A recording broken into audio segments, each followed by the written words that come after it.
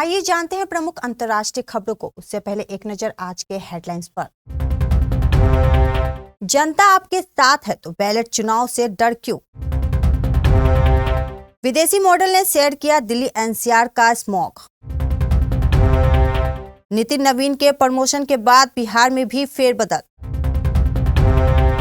शादी में बाधा बन रही थी लिव इन वाली प्रेमिका। सिडनी के बॉन्डी बीच पर गोलीबारी में एक बंदूकधारी समेत 12 लोगों की मौत।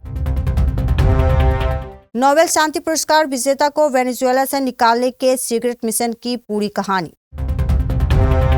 चांदी के भाव में भारी गिरावट, करीब 3000 रुपए सस्ती। साउथ में बिना डबिंग की धुरंधर का भौकाल।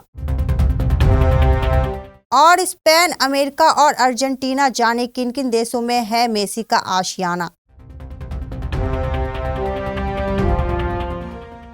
केंद्र सरकार ग्रामीण रोजगार के लिए नया कानून लाने की तैयारी में है। इसके जरिए मनरेगा को खत्म करने उसकी विकसित भारत गारंटी फॉर रोजगार एंड आजीविका मिशन 2025 यानी बीबीजी रामजी नाम से नया विधेयक लाने वाली है। इसे लेकर कांग्रेस सांसद प्रियंका गांधी वाड्रा ने सवाल उठाए कि वे महात्मा गांधी का नाम क्यों हटा रहे हैं। मुझे समझ नहीं आ रहा है कि इसके पीछे इसकी मंशा क्या है। संसद में पश्चिम बंगाल की स्पेशल इंटेंसिव रिवीजन प्रक्रिया को लेकर तीखी बहस देखने को मिली। बीजेपी सांसदों ने आरोप लगाया कि राज्य के वोटर लिस्ट में बड़ी संख्या में बांग्लादेशी घुसपैठियों के नाम शामिल है। दिल्ली और आसपास के इलाकों में बढ़ते वायु प्रदूषण ने एक बार फिर लोगों की परेशानी बढ़ा दी है। इसी बीच गुरुग्राम में रह रही एक विदेशी मॉडल ने सोशल मीडिया पर ऐसा वीडियो शेयर किया है जिसने दिल्ली एनसीआर की बिगड़ती हवा की सच्चाई को सामने ला दिया है।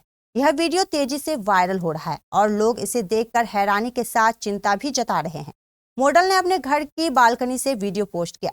वीडियो में चारों तरफ धुआं और स्मोक नजर आ रहे हैं, जिससे नीचे का पूरा नजारा लगभग गायब है।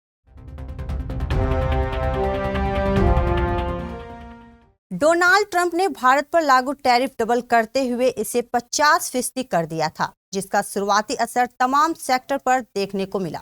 लेकिन बीते 27 अगस्त से लागू ट्रंप टैरिफ अब धुआंधुन नजर आ रहा है और इससे न भारत की इकोनॉमी पर कोई असर दिखा है और अब तो निर्यात भी दम दिखाने लगा है। नवंबर महीने में भारतीय निर्यात के आंकड़ों में बड़ा उछाल आया है तो आयात में गिरावट दर्ज की गई है। इसके साथ ही एक गुड न्यूज यह भी है कि ट्रंप टैरिफ तमाम साइड इफेक्ट के बाद भी भारत का व्यापार घाटा बीते महीने कम हुआ है। भारत का व्यापार घाटा कम हुआ। अमेरिका के 50% टैरिफ अटैक के दबाव के बावजूद भारत ने कमाल किया है। बीते नवंबर महीने में निर्यात में इजाफा होने से व्यापार घाटा कम हुआ है।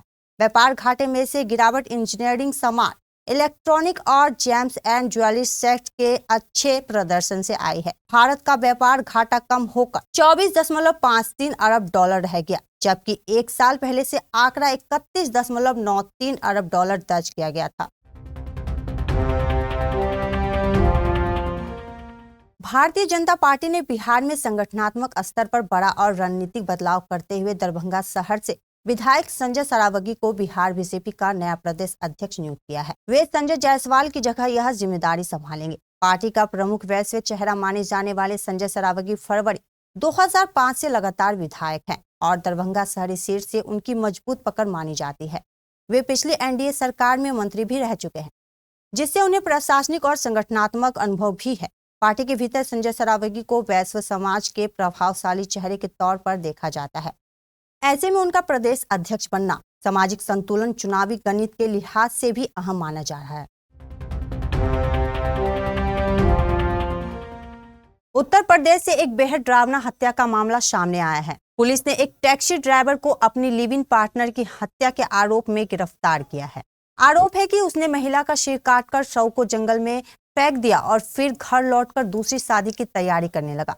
पुलिस के अनुसार 30 साल की महिला उमा की हत्या उसके बॉयफ्रेंड बिलाल ने की थी। बिलाल पेशे से टैक्सी ड्राइवर है और वह उमा से रिश्ता खत्म कर किसी दूसरी महिला से शादी करना चाहता था। उमा का सिर काटा शव हरियाणा के कलेसर नेशनल पार्क के पास मिला था। इसके बाद यूपी और हरियाणा पुलिस ने मिलकर जांच शुरू की, जिसे रविवार को सुलझा लिया गया। ऑस्ट्रेलिया के न्यू साउथ वेल्स राज्य के सिडनी में बॉन्डी बीच पर गोलीबारी की घटना में 11 लोगों और एक हमलावर की मौत हो गई। वहीं कई लोग घायल हैं। साउथ वेल्स पुलिस ने बताया कि मरने वाले लोगों की संख्या 11 है। लोगों को निशाना बनाने वाला एक बंदूकधारी की भी मौत हो गई है। 29 अन्य लोगों को अलग अलग अस्पताल में ले जाया गया है, जिनमें एक बच्चा भी शामिल है। ऑस्ट्रेलिया की न्यू साउथ वेल्स पुलिस ने एक्स पर पोस्ट किया, आज बॉन्डी बीच पर 2 लोगों की ओर से एक सार्वजनिक जगह पर हुई गोलीबारी के बाद वहां पुलिस ऑपरेशन जारी है। वेनेजुएला की विपक्षी नेता और नोबेल शांति पुरस्कार विजेता मारिया कोरिना माचादो को देश से बाहर निकालने का रेस्क्यू ऑपरेशन काफी जटिल था। इसमें भेष बदलना, उफनते समंदर में नाव से सफर और फिर फ्लाइट से सफर शामिल था। इस ऑपरेशन का नेतृत्व करने का दावा करने वाले शख्स ने बीबीसी को यह जानकारी दी। गोल्डन डायनामाइट नाम के इस ऑपरेशन का नेतृत्व ऑपरेशन स्पेशल फोर्सेस के पूर्व सैनिक और ग्रे बुल रेस्क्यू फाउंडेशन के संस्थापक ब्रायल स्टर्न ने किया। वह बताते हैं कि मचादो का सफर ठंड के बीच पानी से भीगा हुआ और लंबा था, लेकिन मचादो ने एक बार भी शिकायत नहीं की। उन्होंने कहा, समंदर बहुत उग्र था, चारों तरफ घना कोहरा था। हम बातचीत के लिए टॉर्च का इस्तेमाल कर रहे थे। यह बेहद डरावना था, बहुत कुछ गलत हो सकता था। सोमवार 15 दिसंबर 2025 को सोने के भाव में उछाल आया है। India Boolean and jewellers association के अनुसार आज 24 कैरेट सोना प्रति 10 ग्राम का रेट 1,33,000 रुपए से अधिक है। वहीं चांदी के भाव में 2,900 रुपए से ज्यादा की गिरावट आई है। शुक्रवार 12 दिसंबर को 22 कैरेट सोना 1,32,710 रुपए प्रति 10 ग्राम था, जो आज सोमवार को 1,33,442 रुपए प्रति 10 ग्राम पहुंच गया है। बता दें कि India Boolean and jewellers association की ओर से केंद्र सरकार द्वारा घोषित रेट शनिवार और रविवार के साथ साथ केंद्र सरकार की छुट्टियों पर जारी नहीं किए जाते हैं। आज चांदी 999 रुपए प्रति 1 किलो के दाम में 2,958 रुपए की गिरावट आई है। धुरंधर का हैंगओवर सिनेमा लवर्स के सिर ऐसे चढ़ा है कि बॉक्स ऑफिस पर हर एक दिन नया धमाका हो रहा है। रणवीर सिंह स्टारर धुरंधर का तगड़ा क्रेज देखते हुए तेलुगु फैंस डिमांड कर रहे हैं कि इसे तेलुगु डबिंग के साथ रिलीज किया जाए। ये फैसला तो फिल्म के मेकर्स को लेना है, लेकिन अगर साउथ में बॉक्स ऑफिस परफॉर्मेंस की बात करें तो धुरंधर वहां बिना डबिंग के ही बड़ा कमाल कर रही है। रणवीर की फिल्म ने साउथ के ही बड़े मास हीरो की फिल्म से ज्यादा दर्शक जुटा रही है।